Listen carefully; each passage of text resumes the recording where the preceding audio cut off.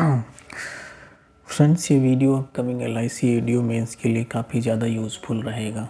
हमारा LIC ADO का जो एग्ज़ाम है वो 23 अप्रैल को शेड्यूल है और वंस अगेन जिन भी कैंडिडेट का मेंस के लिए जो है सिलेक्शन हो गया है, शॉर्ट लिस्ट हुए हैं जो लोग LIC ADO मेंस के लिए, उनको कांग्रेचुलेशंस। देखिए, आज की डेट को अगर हटा देते हैं, ठीक है, 10 को हटा देते हैं तो हमारे पास पूरा सेफ टाइम जो बचा है ये 11 से लेके, ठीक है, 11 से लेके 22 तक का जो टाइम है, पूरे 12 दिन अपने पास हैं। इन 12 दिनों में ये जो शुरुआत के 6 दिन आप देख रहे हैं, ये जो शुरुआत का 6 डेज़ का टाइमिंग आप देख रहे हैं, ये 11 से लेके 16 तक, इसमें आप नए कंटेंट को पढ़ेंगे, ठीक है। यहाँ पे आप नए कंटेंट को पढ़ सकते हैं, लेकिन इन वाली लास्ट के 6 दिनों में, मतलब 17 से लेके 22 तक में, आप नया कंटेंट कुछ भी नहीं पढ़ेंगे। आप सिर्फ और सिर्फ जो भी पुराना कंटेंट पढ़ चुके हैं उसका रिवीजन करेंगे। और 12 अप्रैल को आप LIC ADO का मेंस का जो है मॉक देंगे। 16 अप्रैल को फिर से LIC ADO मेंस का मॉक देंगे। जो बचे 20 के दिन, ये जो खाली डेज देख रहे हैं आप, यहाँ पे आप इंश्योरेंस, करंट अफेयर और इसी जो LIC ADO मेंस आपने दिया है इसी की एनालिसिस करेंगे। ये दोनों मेंस के मॉक देने ज़रूरी इसलिए हैं ताकि, चूँकि इसका जो मेंस का एग्ज़ाम है वो एक कंपोजिट टाइमिंग में एग्ज़ाम होने वाला है, तो आप लोगों को ये भी आइडिया लगना ज़रूरी है कि टाइम मैनेजमेंट खुद से करना पड़ेगा। जैसे नॉर्मल एग्ज़ाम होते हैं तो वहाँ तो सेक्शनल टाइमिंग है, फिक्स है टाइमिंग, वो चल रहा ऑटोमेटिक और ऑटोमेटिक टाइम ओवर हो जाता, लेकिन यहाँ पे कंपोजिट टाइमिंग है, सीधे 120 मिनट्स का जो है क्लॉक स्टार्ट होगा। तो इस सिचुएशन में टाइम मैनेजमेंट आपको खुद से करना आना चाहिए, इसलिए 2 मॉक मेंस के लगाने ज़रूरी हैं, इनको लगा लेना। इसके बाद 18 तारीख को IBPS PO प्री की एक ST देंगे और 20 तारीख को IBPS PO प्री की ST देंगे। ये इतनी ST मैं इसलिए कह रहा हूँ लगाने के लिए, चूँकि ये 12 दिनों का समय ना, 12 दिनों तक अगर आप सिर्फ थ्योरी ही पढ़ते रहेंगे तो रीजनिंग, मैथ्स और इंग्लिश में कहीं ना कहीं प्रैक्टिस थोड़ी सी कम हो जाएगी।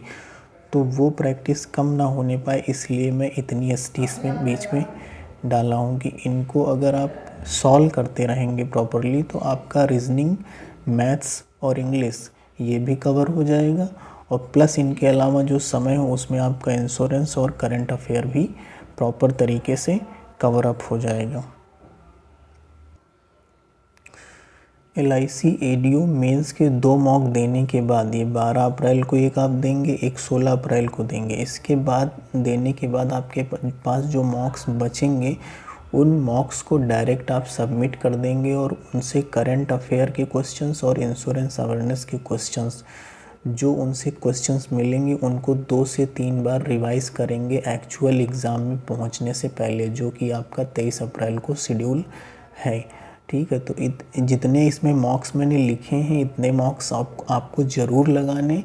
और अगर किसी को लग रहा है कि मेरा रीजनिंग, मैथ्स और इंग्लिश वीक है, इतने से मेरा काम नहीं बनेगा, तो इसीलिए देखो इसमें 12 दिन का समय, इसमें आप अपने अकॉर्डिंग जो है चीज़ों को कस्टमाइज़ कर लीजिए। अगर आपको लगता है रीजनिंग, मैथ्स में आपको प्रैक्टिस की नीड है तो आप अल्टरनेट डे पे जो है प्रीलिम्स के मॉक जो है लगाते रहिए, ठीक है। तो 23 तक पहुँचते पहुँचते आपकी तैयारी बहुत अच्छी हो जाएगी।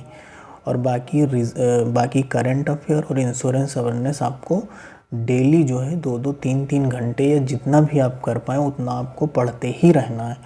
और करंट अफेयर की क्विज़ेस जो है प्रैक्टिस मॉक से आप लोग लगाते रहेंगे, या फिर अगर वहाँ आपको नहीं सूटेबल लग रहा है तो जो भी अदर कोई सोर्स फॉलो अप कर रहे हैं तो वहाँ से लगाइए, लेकिन क्विज़ेस लगाने बहुत ज़रूरी हैं, क्योंकि क्विज़ेस से करंट अफेयर बहुत जल्दी दिमाग में बैठ जाता है। एक बार एक्चुअल एग्ज़ाम का पैटर्न देख लेते हैं। देखो दोस्तों, अपना मेंस का एग्ज़ाम इस तरीके से आएगा, कुछ इसमें 3 सेक्शन होंगे, ठीक है, पहला सेक्शन, दूसरा सेक्शन, तीसरा सेक्शन। तो अब इसमें जैसे कि बहुत लोग ये पूछेंगे पहले कौन सा करें। देखो कंपोजिट टाइमिंग 120 का है और सबकी स्ट्रेंथ अलग अलग होगी, तो जिसको जो भी कैंडिडेट जिस सब्जेक्ट में ज़्यादा कंफर्टेबल है उसको वो पहले स्टार्ट कर सकता है, क्योंकि इसमें ज़्यादातर कंटेंट तो थ्योरेटिकल है और थ्योरेटिकल पोर्शन में अगर आपको आता है तो आप उसे कर देंगे, नहीं आता है तो नहीं कर पाएंगे। उसमें कोई बहुत ज़्यादा आपको दिमाग तो लगाने की ज़रूरत है नहीं।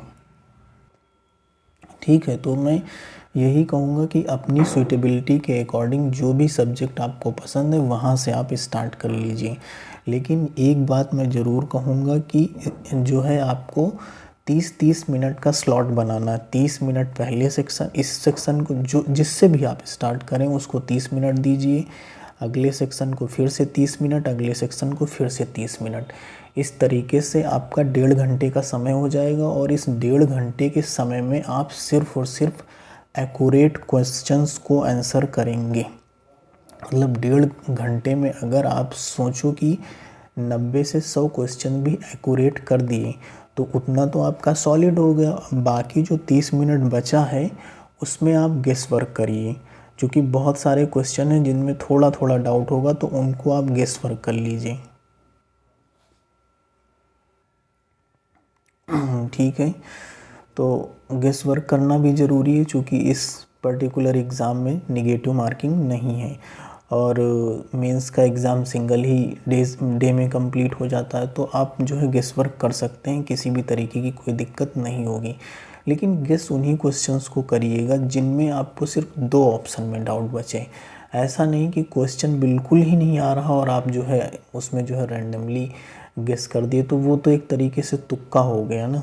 तुक्का मत मारिए, लेकिन हाँ अगर थोड़ा मतलब 50-50% के चांसेस पे आप पहुँचें तो उस क्वेश्चन को 100% अटेम्प्ट कर दीजिए। ठीक, तो यही कुछ बातें थी जो बतानी थी। इसके अलावा अगर आपका कोई और दूसरा डाउट है तो वो कमेंट सेक्शन में जो है पूछ लीजिएगा। और इसी के साथ बाय बाय, थैंक यू।